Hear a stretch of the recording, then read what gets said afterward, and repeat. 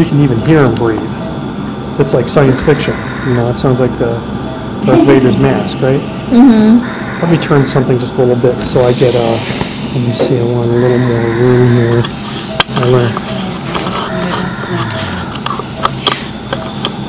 Yeah, sure. Not a bad idea. Sure, not a bad idea. That's smart. Okay, so we've got an end-tidal CO2 of 41, respiratory rate of 16. Now you've got monitoring. Now you know that you're... Now actually, if you could just leave this in one position the whole time, that way my camera gets it. Look at his, not just his CO2, but look at his oxygen sensor information. You know your FiO2 is 100%, but you know that your exhaled O2 is not. What you're going to see over time is that that E component is going to approach 91%. When it hits 91%, you are going to be reasonably washed out of nitrogen. So what I'm telling you is that you can actually use a gas analyzer to determine the efficacy of nitrogen washout. Okay. If you simply look at the exhaled O2 component. Okay. Here we go, 91. Okay, so let's say you can see that he is, he's breathing,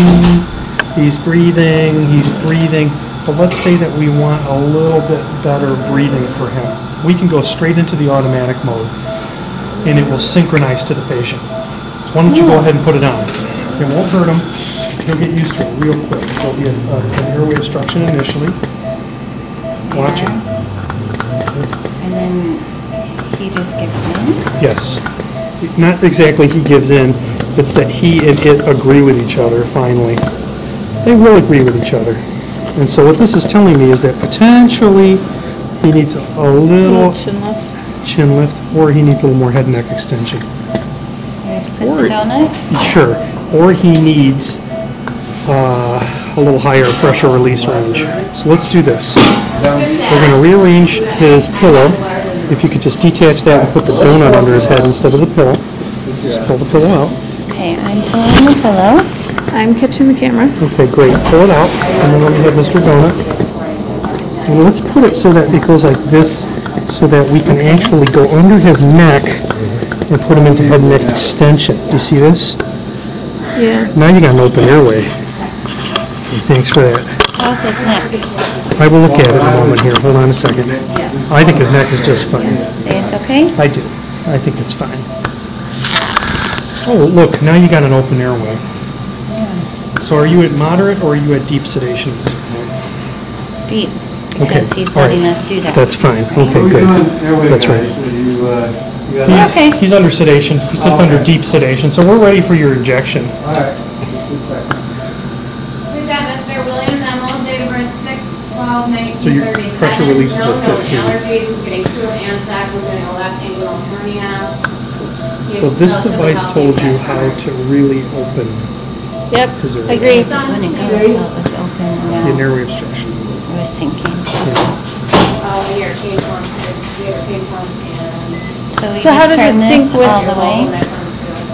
Two questions. What was that? Sorry, you turned this all the way to To go into automatic mode, this mode? yeah. Kristen? Okay. And that's what we did when we pre-oxygenated our patient the other day. Yeah. That's So, right. I'm going to sneeze.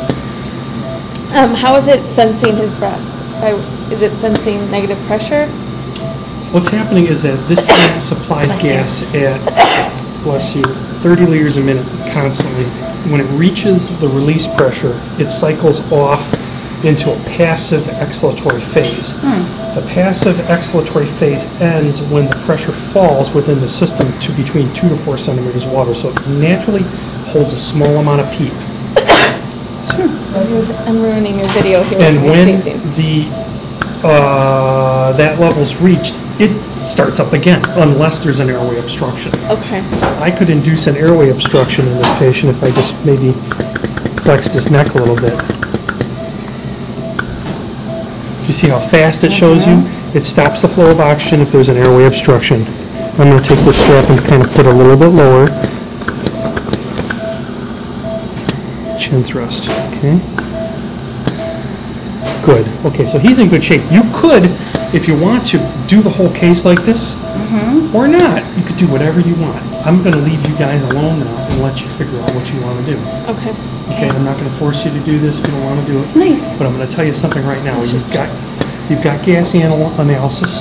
You are hyperventilating him somewhat right now because the system is set to 10 liters a minute minute ventilation. If I wanted to turn that down, I can go to my minute ventilation controller and I can actually turn this down. Okay. It'll make the inspiratory times longer, but it'll reduce his minute ventilation so you don't hyperventilate him. I'm going to turn this. Now I've turned it all the way down to 5 liters a minute ventilation. Now I'm up to about 7 right there. Okay. Okay. This is an extra tool, which is very simple, but it's actually more sophisticated than you would realize because you need to be able to have the ability to monitor end-tidal CO2 to make this an effective tool. Okay. This reducing the inspiratory flow will also cope with airway obstructions to some degree because if you reduce the flow, the gas will not become turbulent at the point of obstruction, therefore the back pressure will not increase, simulating an airway obstruction. So there's like physics here. There's like laminar flow versus turbulence. If there's turbulence, the pressure in the airway goes up and the flow goes down. If you have laminar flow, you have lots of flow and everybody's happy. So I'm going to stay here until we do the injection and then we'll go from there. Okay. Oh, thanks. And I'll break, Ellen was saying how she did that DNC.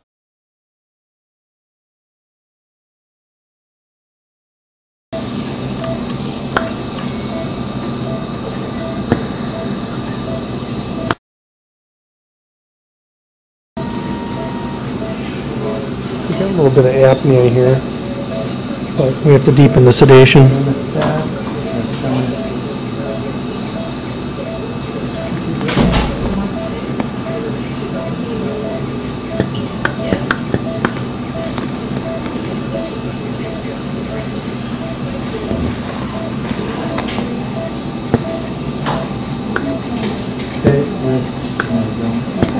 And turn the flow up a little bit here. I'm going to go up on the pressure release to 20.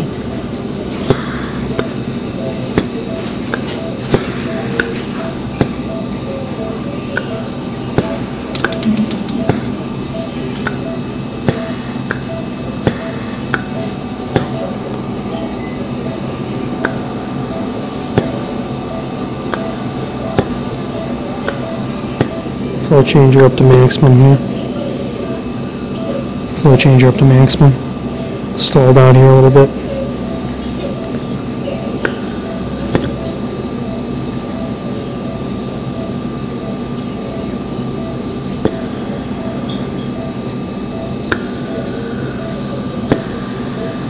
Go back down to 15 here.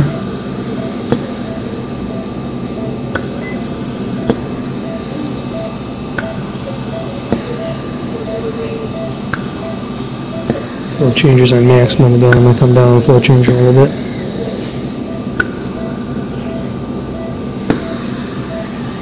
Looks like we got back to the appropriate level of sedation.